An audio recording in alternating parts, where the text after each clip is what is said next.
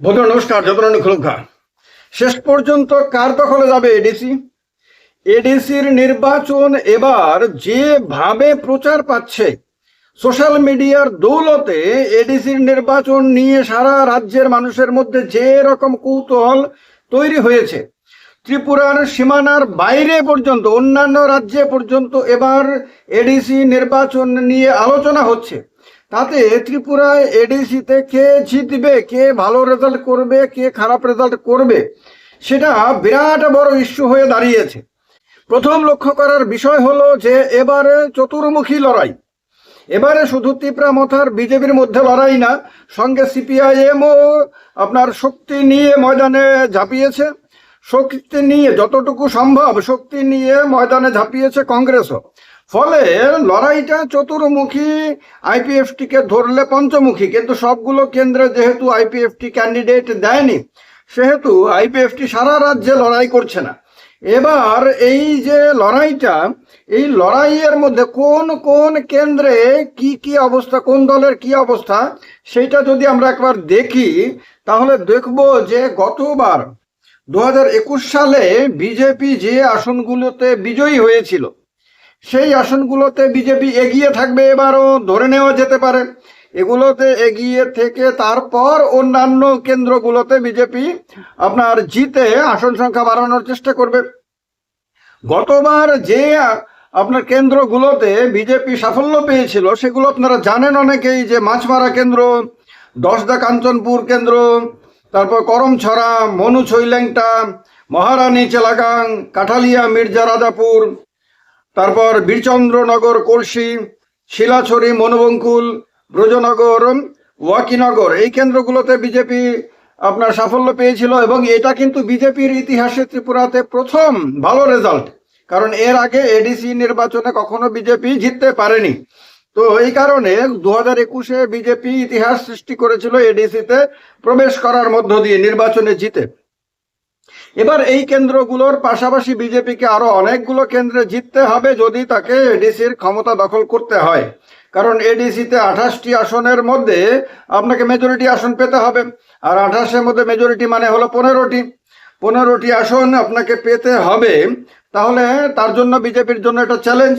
তিপ্রামথার কথা বলবো, তার আগে বলে দিই যে সিপিআইএম বা বামফ্রন্ট, সিপিএম নেতৃত্বাধীন এই বামফ্রন্ট কিন্তু গতবার কয়েকটি আসনে দ্বিতীয় স্থানে ছিল। বামফ্রন্ট একটি আসনও জিততে পারেনি, এটা ঠিক, কিন্তু তারা একেবারেই বাজে রেজাল্ট করেছে এই কথা বলার মতন সুযোগ নেই। কারণ মাছমারা কেন্দ্রে, দশদা কাঞ্চনপুর কেন্দ্রে, মনু ছৈলেংটা কেন্দ্রে, করমছড়া কেন্দ্রে, কাঠালিয়া মির্জা রাজাপুর কেন্দ্রে, মহারানী চেলাগাং কেন্দ্রে তারা আপনার দ্বিতীয় স্থানে ছিল। ফলে এই কেন্দ্রগুলোতে এবার তারা দ্বিতীয় স্থান থেকে প্রথম স্থান পাওয়ার জন্য লড়াই করবে। যদি কোনোটাতে তারা সফল হয় তাহলে সেক্ষেত্রে তারা খাতা খুলবে এবং এটাকেই সিপিএম ভালো রেজাল্ট করা হিসেবে দেখাবে। যদি এটা না পারে তাহলে যে কেন্দ্রগুলোতে সিপিএম তৃতীয় বা চতুর্থ স্থানে ছিল সেই কেন্দ্রগুলোতে সেই বিরাট বড় পাহাড় প্রমাণ আপনার বাধা অতিক্রম করে 1 নম্বরে পৌঁছানো অনেক কঠিন হয়ে যাবে। ফলে যেখানে 2 নম্বরে ছিল সেখানে 2 নম্বর থেকে 1 নম্বর হওয়ার তার কাছে সুযোগ থাকার কথা। তিপ্রামথার জন্য বেশ কয়েকটা কেন্দ্র আপনার এমন রয়েছে যেখানে 5,000-এর কম ভোটের ব্যবধানে তারা বিজয়ী হয়েছিল। এই কেন্দ্রগুলোতে যদি বিজেপি ভালো আপনার পারফর্ম করতে পারে তাহলে হতে পারে উল্টো হয়ে যাবে আপনার হিসেব। এবার এই কেন্দ্রগুলো কোনগুলো? দামছড়া জম্পুই কেন্দ্রে 3,300 ভোটের মতন আপনার ব্যবধান ছিল, তিপ্রামথা বিজয়ী হয়েছিল।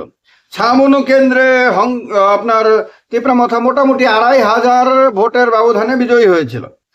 রাইমা ভ্যালি কেন্দ্রে 4,000 ভোটের ব্যবধানে, একটু আশেপাশে হবে, আপনার বিজয়ী হয়েছিল। নতুন বাজার মালবাসা কেন্দ্রে 3,700 ভোটের ব্যবধানে, পূর্ব মুহুরিপুর বুড়াতলি কেন্দ্রে 2,800 ভোটের ব্যবধানে।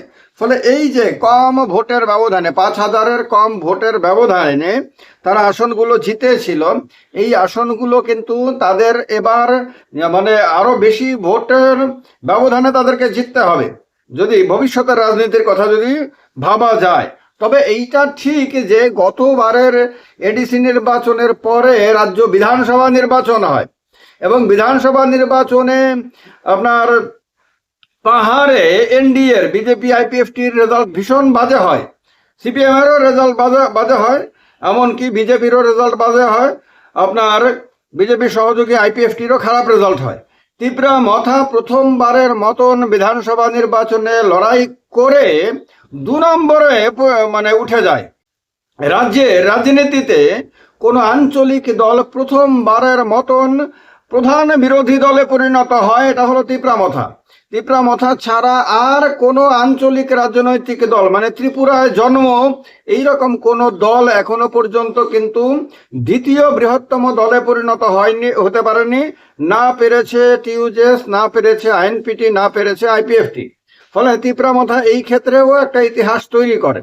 আপনার এডিসি নির্বাচনে পূর্ণরূপে বিজয়ী হয়েও তারা একটা এডিসি ইতিহাস তৈরি করেন, যদি এটা প্রথমবারের মতো না, এর আগে অন্য দলগুলো এডিসিতে রাজত্ব করেছে, কিন্তু তারা জন্মের অল্প কয়েক মাসের মধ্যে লড়াই করে বিজেপির মতন বড় শক্তিকে, আইপিএফটির মতন ডোমিনেন্ট পার্টিকে, কারণ ওই সময়ে আইপিএফটি রাজ্যের সরকারে শক্তিশালী দল ছিল, তাদের কাছে 8 জন এমএলএ ছিল, এডিসি এলাকাতে তাদের প্রতাপ থাকার কথা ছিল, সেই তাদের সবাইকে হারিয়ে কোণঠাসা করে দিয়ে আপনার ত্রিপুরা মথা এডিসিতে বিজয়ী হয়। ফলে সব মিলিয়ে ত্রিপুরা মথা ওই 21-এও ইতিহাস সৃষ্টি করে, এরপরে 23-এও ইতিহাস সৃষ্টি করে। এবার 23-এর পরে 24, 25, 26 3 বছর পরে যখন এডিসি নির্বাচন হতে যাচ্ছে, তখন কি ত্রিপুরা মথা তার আগের পারফরমেন্সকে ধরে রাখতে পারবে? এখন যেভাবে বিজেপি প্রশাসনিক ক্ষমতাকে কাজে লাগাচ্ছে বলে বারবার অভিযোগ উঠছে, যেভাবে আপনার নিরাপত্তা বাহিনীর আপনার একরকম ব্যারিকেডে মুড়ে ফেলা হচ্ছে পুরো ব্যবস্থাটাকে, নির্বাচনী ব্যবস্থাটাকে, তাতে এগুলোকে ওভারকাম করে ত্রিপুরা মথা কি শেষ পর্যন্ত আরো একবার এডিসির ক্ষমতায় আসতে পারবে? জনস্রোত যা দেখা গেছে প্রচার অভিযানের সময়কালে, যেভাবে মানুষের রেসপন্স দেখা গেছে, তাতে এটা পরিষ্কার বোঝা গেছে যে জনগণ এখনো তাদের দিকে ঝুঁকে রয়েছে, এখনো তাদের কর্মী বাহিনীর মধ্যে উন্মাদনা রয়েছে, তাদের কর্মী সমর্থকদের মধ্যে আত্মবিশ্বাস রয়েছে, এইগুলি সব দেখা গেছে। কিন্তু নির্বাচন বললে তো শুধুমাত্র মানুষের ভিড় বললেই শেষ কথা হয়ে যায় না, এরপরে অনেক ধরনের টেকনিক্যাল কাজ রয়েছে। যেমন হলো আপনার ইভিএম মেশিনগুলো ঠিকঠাক আছে কিনা, ভোট গ্রহণের আগে এগুলোকে পরীক্ষা করা, ভোট গ্রহণকালে যাতে ঠিক মতন নির্বাচন হয়, ইভিএম মেশিন যাতে নষ্ট করে দিয়ে হিসাবে গন্ডগোল না করা হয়, তারপর ভোট শেষ হয়ে গেলে পরে ইভিএম মেশিনগুলো যাতে ঠিক জায়গায় ঠিক মতো পৌঁছতে পারে, ভোটের হিসাবে যাতে গন্ডগোল করা না যায়, তারপরে গণনা হওয়া পর্যন্ত ইভিএম মেশিনগুলো ঠিক মতো পাহারা দিয়ে রাখা, যাতে স্ট্রং রুমের মধ্যে কেউ মানে রাতের অন্ধকারে ঢুকে গিয়ে সেখানে মেশিনে জালিয়াতি করতে না পারে, এগুলো নিশ্চিত করা। গণনার দিন সবগুলো গণনা কেন্দ্রে দলের যারা কাউন্টিং এজেন্ট থাকবে তাদের গণনা শেষ হওয়া পর্যন্ত একেবারে দৃঢ়তার সঙ্গে, সাহসের সঙ্গে, আত্মবিশ্বাসের সঙ্গে সেখানে নিজের ভূমিকা পালন করা। কেউ লোভ দেখালে, টাকা পয়সার লোভ দেখাতে পারে, কেউ ভয় দেখাতে পারে, কেউ নানান ধরনের উস্কানিমূলক কথাবার্তা বলতে পারে, কোনো কিছুতেই মেজাজ না হারিয়ে নিজের দায়িত্বে অটল থাকা, অবিচল থাকা এবং শেষ পর্যন্ত যাতে গণনা ঠিকঠাক ভাবে হতে পারে, গণনার মধ্যে যাতে কোনো রকমের কারচুপি হতে না পারে, কোনো রকম ভাবে ঘোটালা যাতে না করা যেতে পারে, সেটা নিশ্চিত করা। এই কাজগুলো এখন যদি ত্রিপুরা মথার তারা করতে পারে, তাহলে নিশ্চিতভাবে তারা এবারের এডিসি নির্বাচনের রেজাল্ট আউট হওয়ার পর তারা আবারও রং খেলবে, আবারও তারা বাজি ফোটাবে, আবারও তারা আনন্দ উল্লাস করবে, বিজয় মিছিল করবে, এই সমস্ত কিছু করবে।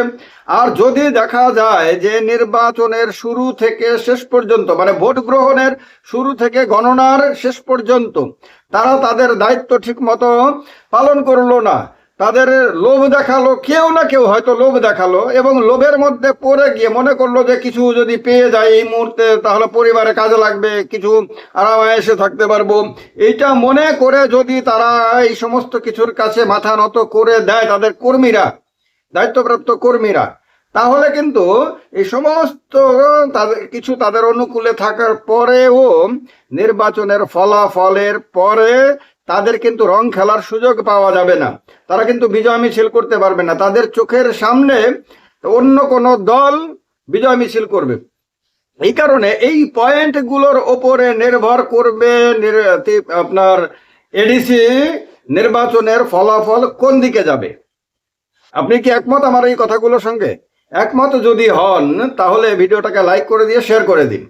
আর এই চ্যানেলের মেম্বার যদি না হয়ে থাকেন, মেম্বার হতে চাইলে সমর্থন করলে চ্যানেলের মেম্বার হয়ে যান জয়েন বাটনে ক্লিক করে। আপনি যদি দ্বিমত পোষণ করেন তাহলে সেটাও প্রকাশ করবেন নিঃসংকোচে এই ভিডিওর কমেন্ট বক্সে। ভালো থাকবেন সবাই। যতন খুলুম খাওয়া, সবাইকে নমস্কার।